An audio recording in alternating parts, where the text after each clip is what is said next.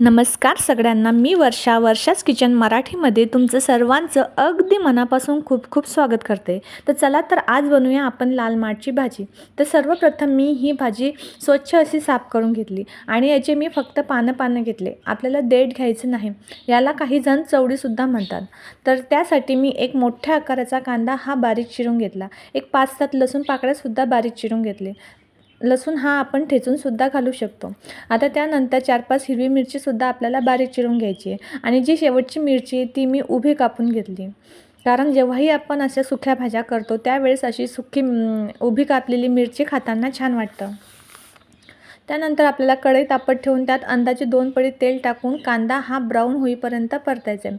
तुम्ही बघू शकता कांदा हा आपला छान झाला आहे. त्यानंतर त्यामध्ये कापलेला बारीक लसूण आणि हिरवी मिरची टाकून हे पण मिश्रण सगळं छान एक लालसर होईपर्यंत परतून घ्यायचं आहे. मिश्रण आपलं परतते तोपर्यंत आपण ही भाजी छान बारीक चिरून घेऊया. तुम्ही बघू शकता आपली भाजी ही बारीक अशी चिरून झाली आहे. आता याला आपण स्वच्छ पाण्याने एक 2-3 वेळा धुवून घ्यायची आहे. कारण पालेभाजी आहे आणि या पालेभाज्यांना पानांना माती वगैरे लागलेली असते, त्यामुळे आपल्याला ही एक 2-3 वेळा पाण्याने स्वच्छ धुवायची आहे.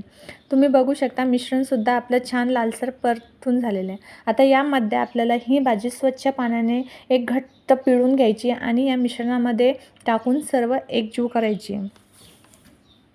रोजच्या जीवनामध्ये आठवड्यातून एकदा तरी आपण ही पालेभाजी नक्की खाल्ली पाहिजे.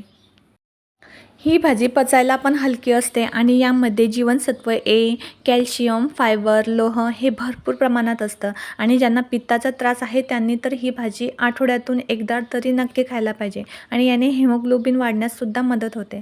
तर तुम्ही बघू शकता 1 मिनिट परतून झाल्यावर यामध्ये आपल्याला एक अर्धी वाटी पाणी टाकून ही भाजी शिजू द्यायची आहे. पाणी आपल्याला अर्धीच वाटी टाकायची आहे, यापेक्षा जास्त नको. जास्त पाणी घातलं तर मग याची चवही बदलून जाते.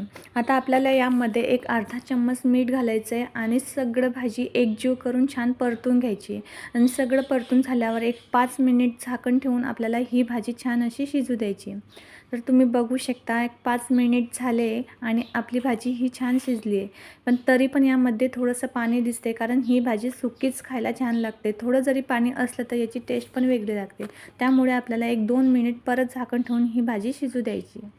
तर तुम्ही बघू शकता आपली भाजी छान अशी सुकी आणि छान अशी शिजलेली आहे.